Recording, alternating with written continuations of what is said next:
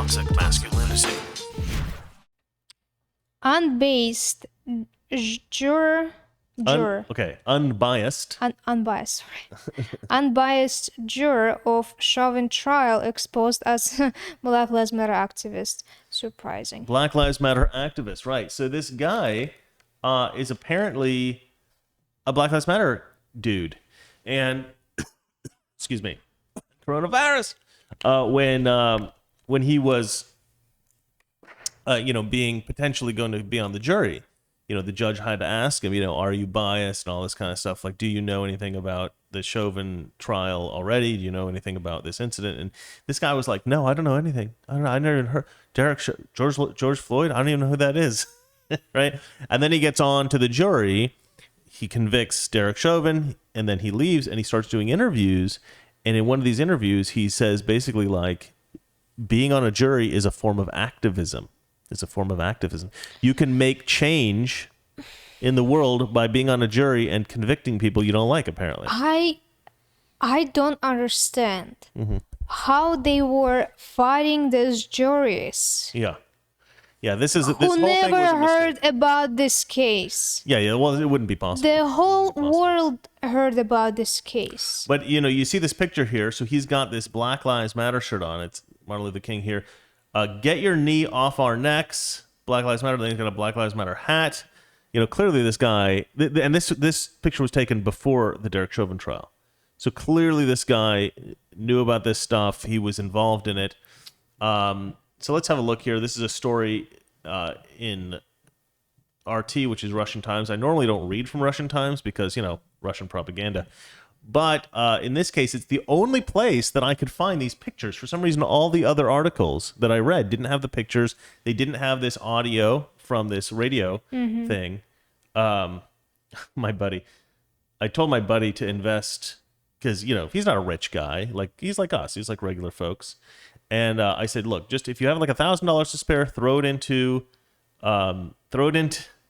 what? I'm right. Was I wrong? When did you tell him? I told him, if you have $1,000, just throw it into Dogecoin. When? Like a week ago, something like that. A week ago? Okay. Maybe a few days ago.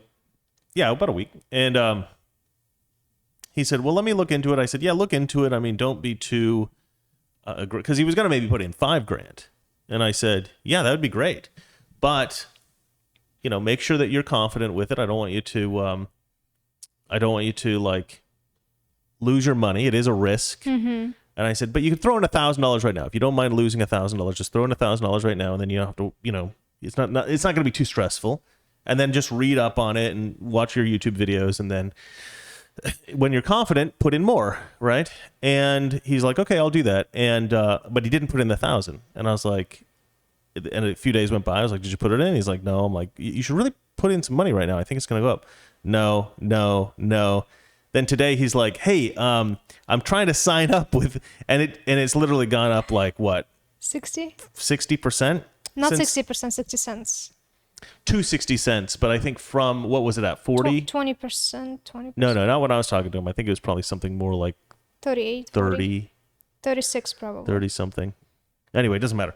But it has, so I guess it's almost doubled. It's probably doubled. So he would have made $2,000 by now on the 1,000 that he threw in, which isn't a ton of money, but it's nice. It's always nice to have, 100% return on investment in a few days it's better than stock market. Yeah, but the truth is we're getting kind of high now. Valeria thinks it's going to go to 99, but if you do put money in, I know this is a tangent. We're not talking about the news now, but Valeria thinks that it'll go to 99. If you do put in, just make sure it's not money that you can lose. Make sure it's money that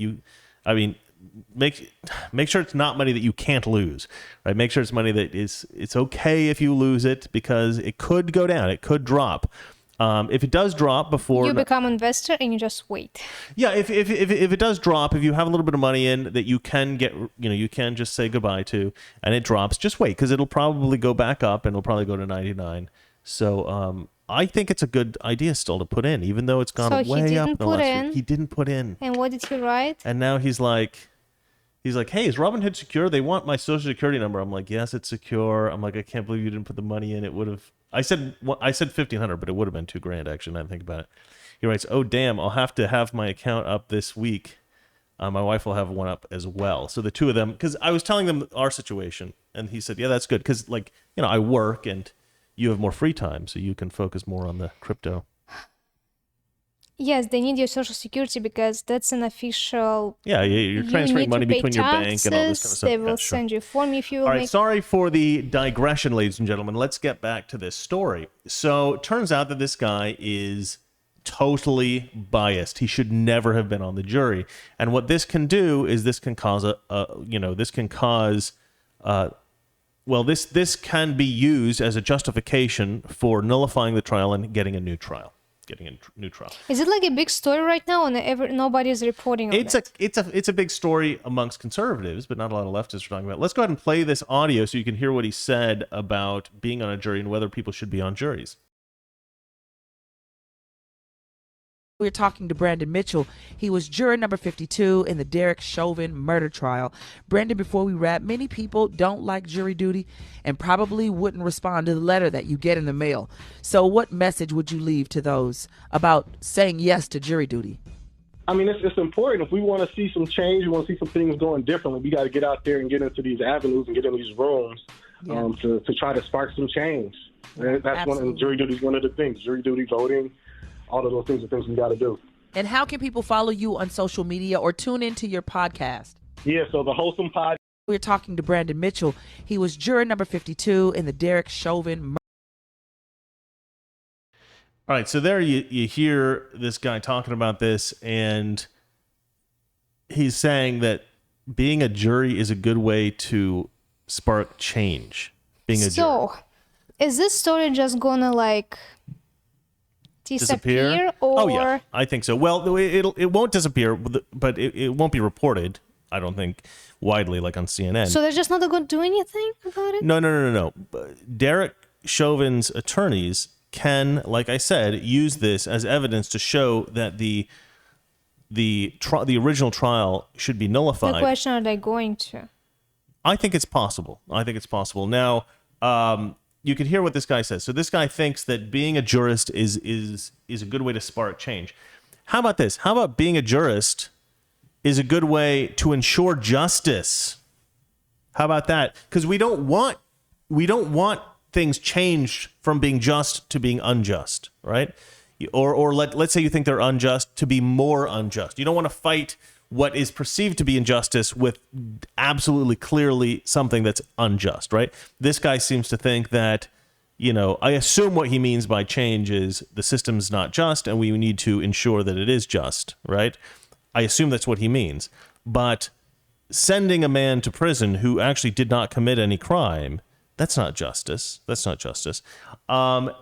And it looks to me, by the fact that he was at a Black Lives Matter rally and he was in these clothes, indicates to me that he knew ahead of time how he was going to vote for this guy. He knew he was always going to say this guy was guilty. This is an indication of that. Well, let's read some of this. It says, one of the jurors in the murder trial of former Minneapolis, I'll switch it to this view. Minneapolis policeman Derek Chauvin may have misled the judge about his knowledge about the case and said in an interview that serving on such panels is a form of community activism. Brandon Mitchell, the first juror to come out publicly and do media interviews, said about the Chauvin trial, told syndicated radio host Erica Campbell this week that serving on juries is important if we want to see change. I just played that for you. Mitchell described in other media interviews how he and all but one of the jurors, 11 jurors, were quickly ready to convict Chauvin on all charges, second-degree murder, third-degree murder, and manslaughter, in connection with the deaths last May of George Floyd. The incident sparked a wave of Black Lives Matter protests, many of which turned violent across the nation. And yet Mitchell, a 31-year-old black man who coaches high school basketball in Minneapolis, where Floyd's infamous death occurred, reportedly told Judge Peter Cahill during jury selection in March that he hadn't heard anything about the George Floyd civil case. I'd never heard about this. There is no way you didn't hear about this. Okay, so the civil case was another case, right? Another case where they sued, I think, the city or something like that, and the city ended up paying them like a ton of money, or maybe they sued Derek Chauvin. I don't remember exactly the details of that case. He said he may have heard some basic information in news reports, but about trial dates, but nothing that would have prevented him serving as an impartial juror. Well, they're saying that he didn't hear about the civil case, but that's very specific. I think that that's possible because I look at this stuff for a job, and I didn't really pay that much attention to the civil case. I mean, I heard about it, but I didn't look into it. I didn't read any articles about the civil case. I was waiting for the real trial. So that's actually somewhat believable. I don't think that's something that's not believable, actually. Mitchell also told Chauvin's defense lawyer during questioning that he didn't know whether Chauvin did anything wrong or that he believed the officer had no intention of harming anyone. And that he believed the officer had no intention of harming anyone. Yeah, I'm not if they came to this conclusion so very quickly, they were all ready to convict him immediately. It sounds like they were ready to convict him even before the trial started because there's no way. I mean, I don't know. Let's see here.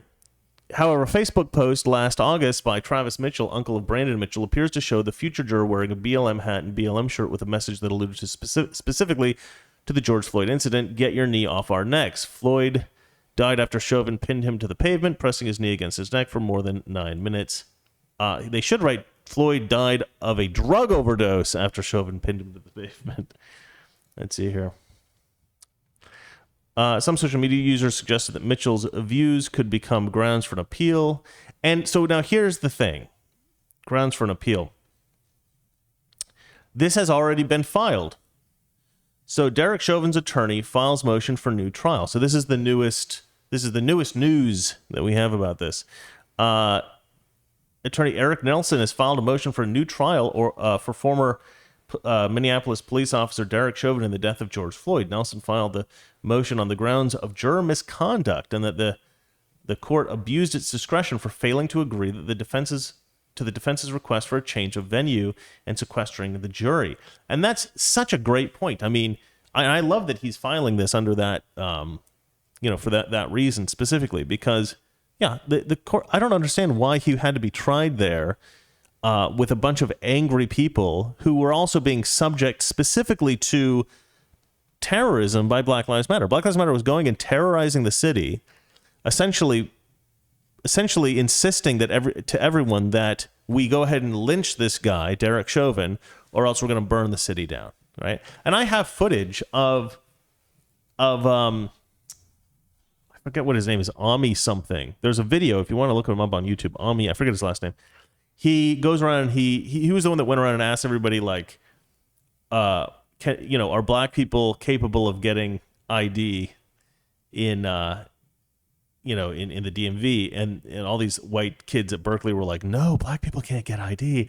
And then he goes to Harlem and asks all these black people, and they're like, yeah, of course we can get ID. We're not morons. And the same guy, he went around Minneapolis and he asked everybody like, do you think that burning down the city is perfectly fine? And everybody was like, yep. And a lot of them he was like, do you think it's okay to kill white people, because, white people are racist and all this kind of stuff? And they're like, yeah, I think, maybe that's fine. And they were just like, okay with any kind of destruction, any kind of like, and some of them were, it seemed like they actively wanted to encourage this kind of thing. He asked them, hey, how many black people die every year in America from police, like unarmed black men? And they were like, thousands of black men, even though 9. I think it was 25 unarmed black people died in 2019. 25. 9. I think 9 were shot. Okay. And that was men specifically. Shot and killed by police, unarmed black men. But for the record, in 2019, it was 51 white people were murdered by police. Unarmed people were killed by police. I shouldn't say murdered because I think some of it was probably accidents. But anyway, yeah, so there could be a new trial. We'll see. Obviously, I think that whole thing was ridiculous. And there is no information how many years he is getting for convicted in 3 different types of murders. Well, I'm not sure. Has he been sentenced yet? Because the sentencing happens after the conviction. Okay. I don't think he's been sentenced. Maybe he has. I don't know. Can I read this comment from National Populist? Please do. Hearing a Russian immigrant speak so highly of our country, wanting an American flag penned, brings me joy. Just to clarify, not wanting, but having it. Yeah, she has one. Two. This You is have two one of of these? those. Yeah. And this has the it has we the people. the people in the That's the beginning of the 1776. Constitution. Yeah. And it's very cool. I bought it on Etsy. Oh, you bought it on Etsy. It's Oh, like very a good. handmade, just one Yeah, of yeah, those. yeah. I like those pens that you have, actually. I don't use them that much because you have them hidden away, but I have one in my car in case the police stop me, and I will sign my ticket with this pen. the other thing that Valeria wants to do, and I've always thought this was quite cool, when she does take her, Pledge of Allegiance, when she becomes a citizen, she's actually going to wear a little Republican pin, like a little I Republican. already bought them. It's an American. Like 2 years ago. You want to show them? You got it somewhere? Yeah. All right, go for it. I will read the new story. So let's see here. What else do we have? All right. So, story number 3. Trump launches his own communications platform. So this is fantastic, ladies and gentlemen. I just love this. So Donald Trump has launched a sort of alternative to Twitter, but there is one problem with it. I'll tell you what that problem is in one moment. First, Valeria has to show you something. Sorry, hold on. No, you can't show it close up because I think you're going to change the focus. All right, go for it. So this is the pin that Valeria is going to wear when she becomes a U.S. citizen. Isn't that beautiful? Oh, she's got a second one. Or that one. So what do you guys think? Yeah, there you go. Do you think she should wear the American flag with the little Republican symbol or the Republican pin? They might not give you. Yeah, wear the other one. Yeah, it's more subtle. All right, go sit down. You trying to show him again? Okay, no. I see. Yeah, so let us know which one you guys like better. We're going to move on to this story. So, but there's a problem. Valeria. Did you hear this? That Trump's got his own Twitter now? But here's the problem, guys. It's only Trump. It's only Trump. So you would have to subscribe to this, and then you get notifications every time Trump tweets, right? Just like you would with Twitter or whatever. But the problem is there's nothing interactive about it. You can't go in and you can't tweet your friends. You can't say what you think. It's not a platform. It's just a It's just a web page basically with Trump's little messages, little tweets. Well, he used the same. He used a Telegram as his personal Twitter. Right. But see, what I want is a new Twitter that I can interact with, so that Donald Trump is one of the many. Toxic Masculinity. Weekdays, 9 p.m. Eastern, 6 p.m. Pacific.